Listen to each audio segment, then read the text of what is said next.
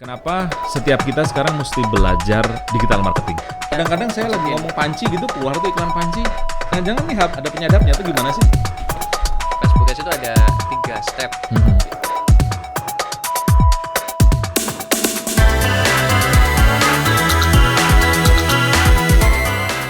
Assalamualaikum warahmatullahi wabarakatuh. Alhamdulillah teman-teman dimanapun Anda berada, ketemu lagi dengan saya Iqbal Faiz dalam The Pengusaha. Hari ini kita akan ngobrol tentang The Pengusaha. Selain inspirasi juga akan banyak bagi ilmu, sharing ilmu. Tidak terasa kita sudah masuk hampir 8 bulan pandemi, ya terasa banget ya. Terhitung mulai Maret sampai dengan saat ini. Dan ternyata selain kita sebagai orang tua ini disibukkan dengan anak-anak yang semakin rewel karena di rumah. Mereka juga semakin kehilangan identitas karena tidak pernah ketemu dengan teman-teman.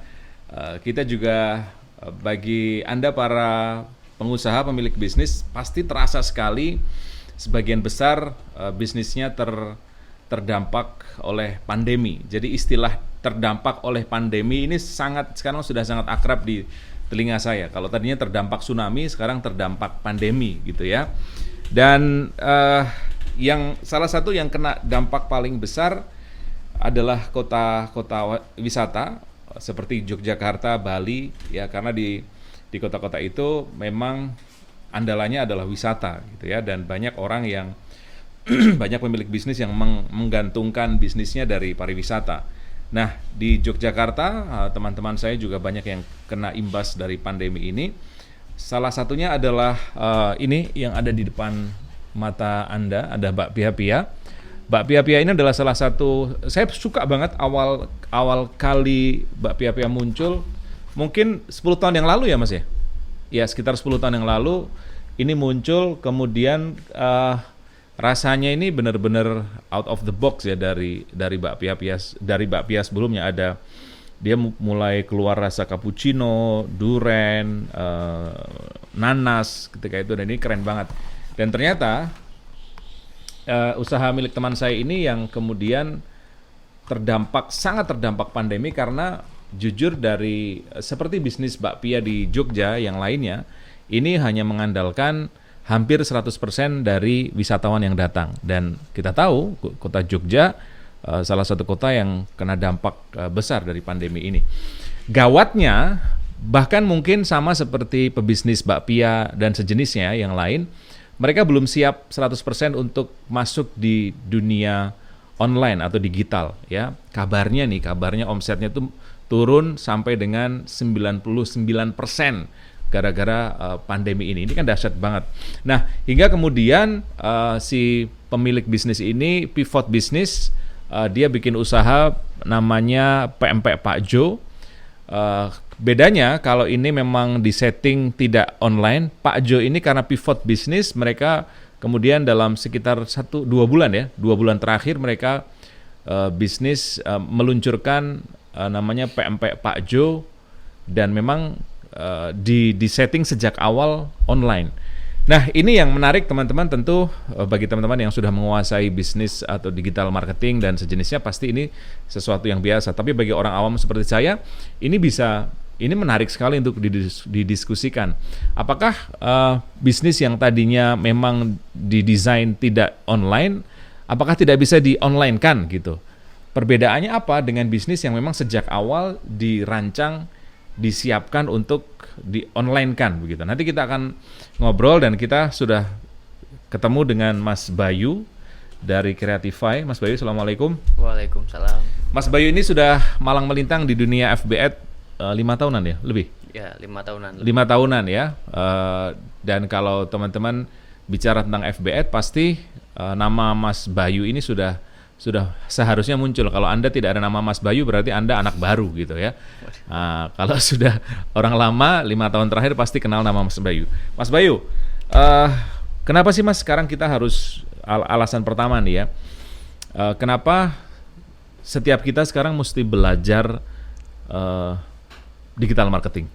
Oke, jadi ya tadi Mas Iqbal bilang kan, sejak COVID usaha-usaha yang memang tergantung sama offline, kayak pariwisata, terus mungkin yang kayak barbershop dan lain-lain itu kan memang pasti terdampak karena nggak bisa langsung berkunjung, nggak bisa ketemu. Nah, salah satu solusinya adalah lewat online.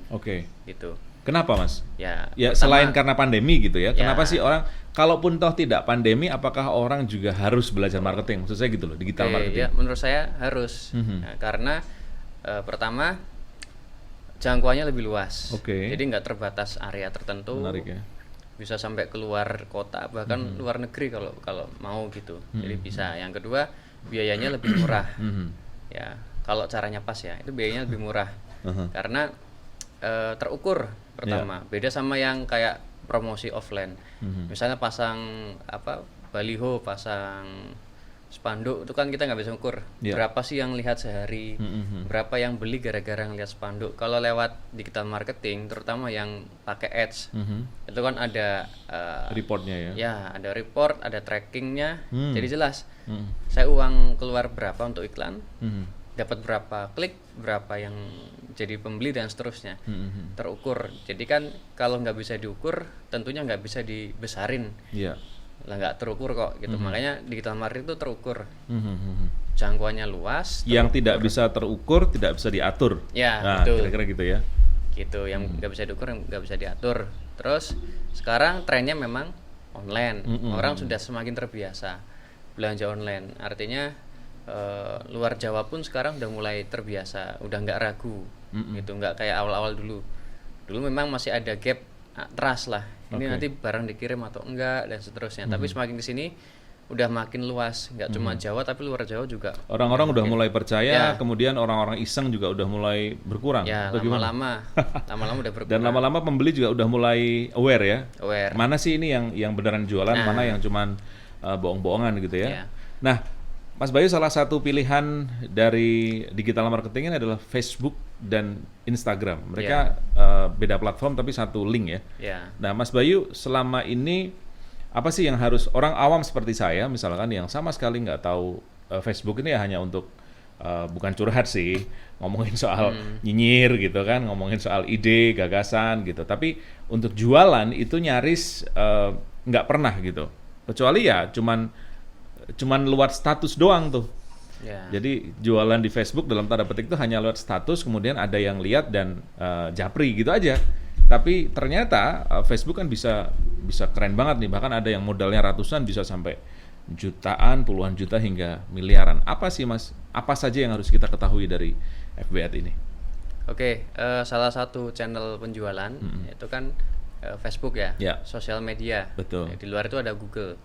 Google itu search engine, mesin pencari. Beda nih ya. Beda platform. Ini dua perusahaan beda. Kalau Facebook itu nanti ada Instagram. Itu satu perusahaan. Nah, uniknya di Facebook itu karena mereka punya user sampai miliaran ya sedunia. Kalau di Indonesia mungkin udah puluhan ratusan juta.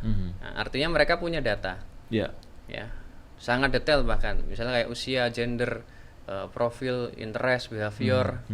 Misalnya mereka tuh sampai hafal, misalnya saya tuh belanja berapa kali sebulan. Mereka tahu gitu. Karena mereka punya alat namanya pixel.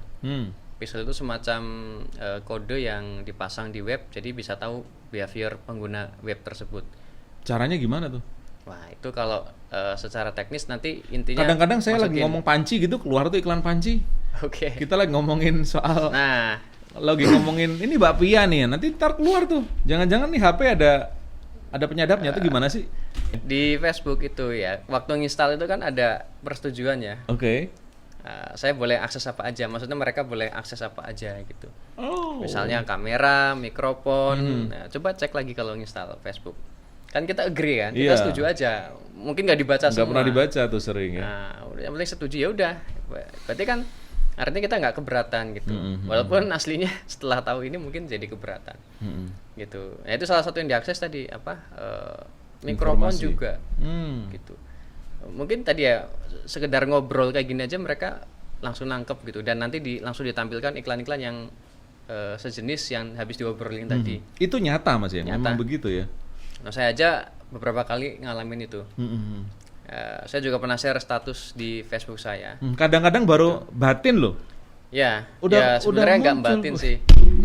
Mereka kan makin pinter kan. Saya sampai istri saya gila ini ya. bisa kedetek gitu loh. Mm-mm. Oke.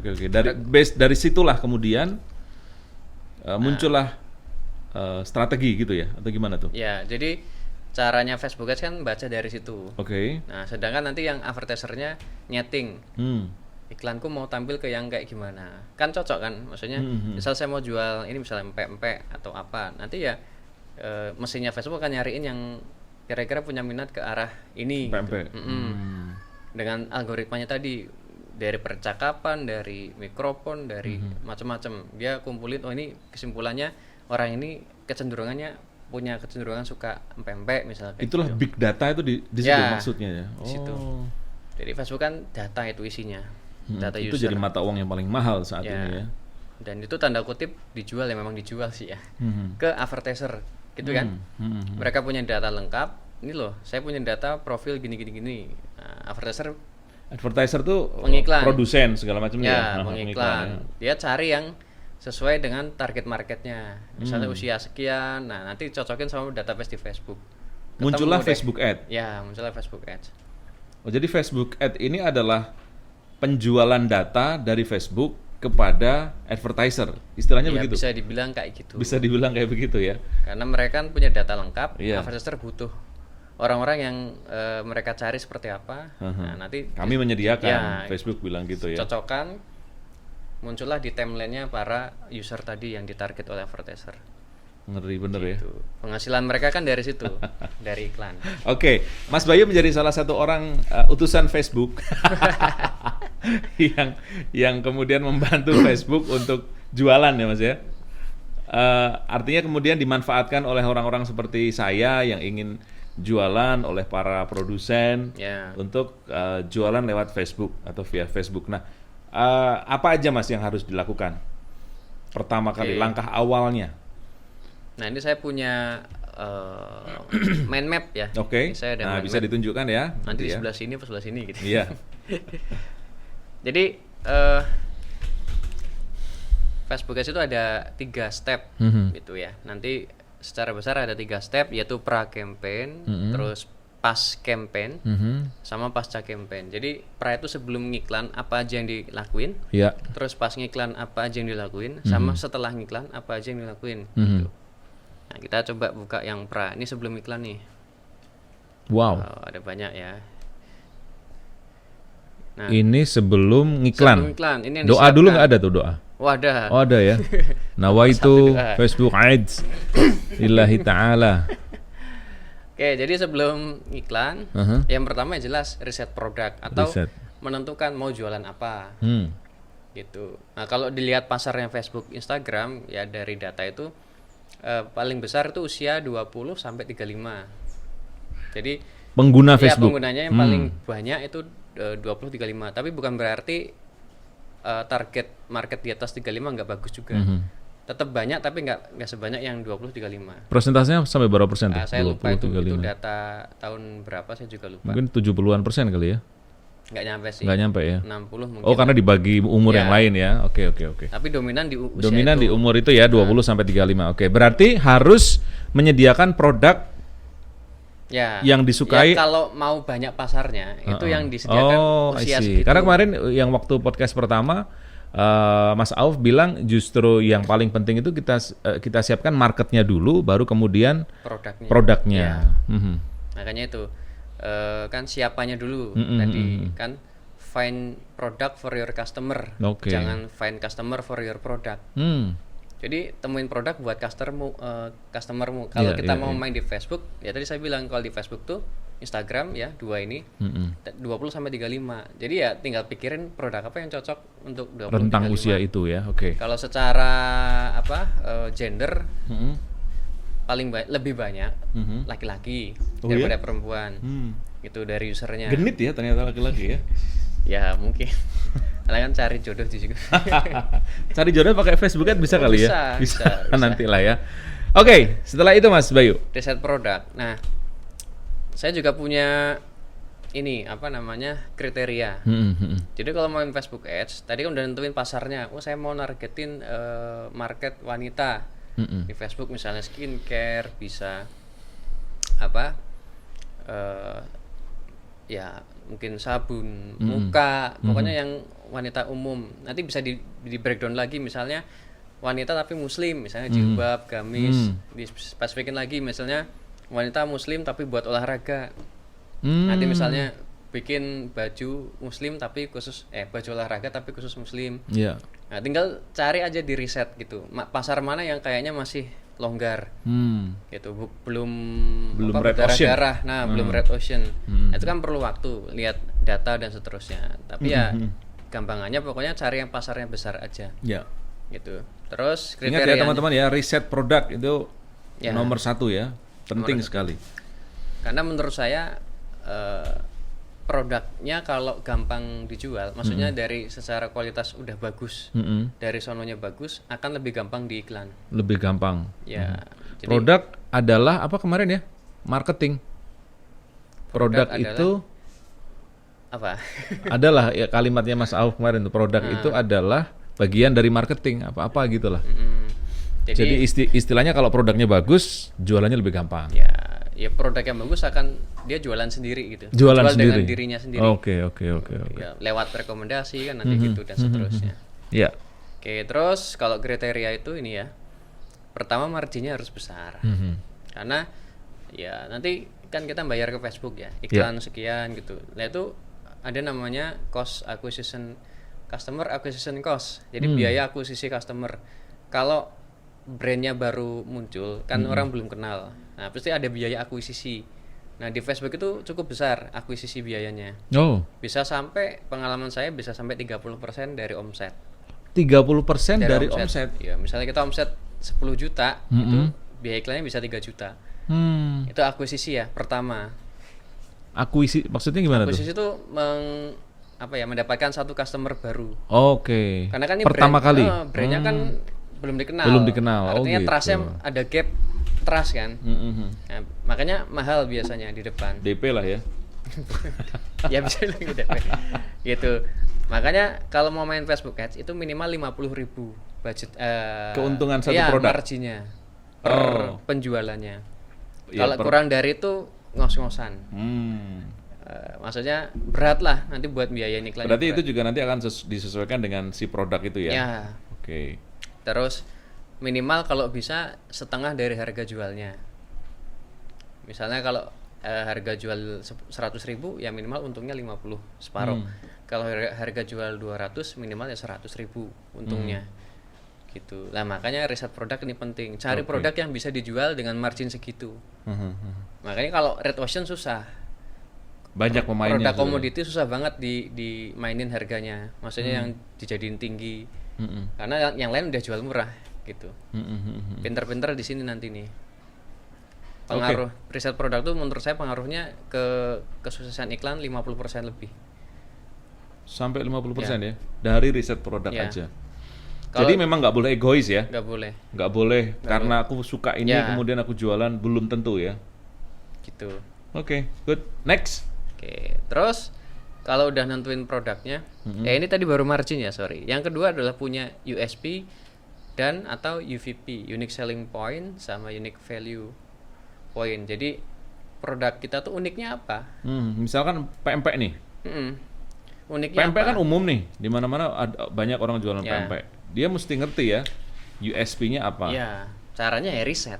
Riset lagi. Kalau ini PMP ini setahu saya dia awet sampai beberapa bulan, 1 tahun bahkan katanya, karena kemasannya gimana gitu pokoknya risetnya. Inovasi ya berarti. Ada inovasi. Inovasi di bagian situ. Ya, bisa tuh salah satunya USP. Jadi pembeda. Soalnya kalau di Facebook, Instagram, Palembang Nugget ya namanya, iya. Ada aja. Di Facebook, Facebook Instagram itu kita jualan ke orang yang nggak lagi nyari barang. Ya, itu yang susah ya. Jadi harus kuat di nanti produk, terus ada kuat di copywriting juga. Supaya orang nggak sadar kalau lagi di orang nggak suka dijualin kan katanya gitu. Betul. Tapi orang suka belanja. Wah, saya dapat dari Mas Auf tuh. terus. Gitu. Jadi harus punya USP. Ada USP, ada UVP. Apa itu? Unique value. Unit ya, value. Kalau USP kan ada 8. Bisa dari harga, bahan, eksklusif, service, proses, daerah, fungsi kalau nggak salah ya, saya agak lupa, atau fitur 8 lah itu. Itu USP. Kalau dilihat kok nggak ada bedanya sama kompetitor, yang mainnya di value. Nah, value itu misalnya cocok sama penjualnya. Jadi maksudnya penjual tuh ramah. Misalnya warung kelontong sama-sama jualan beras kan nggak bisa dibedain.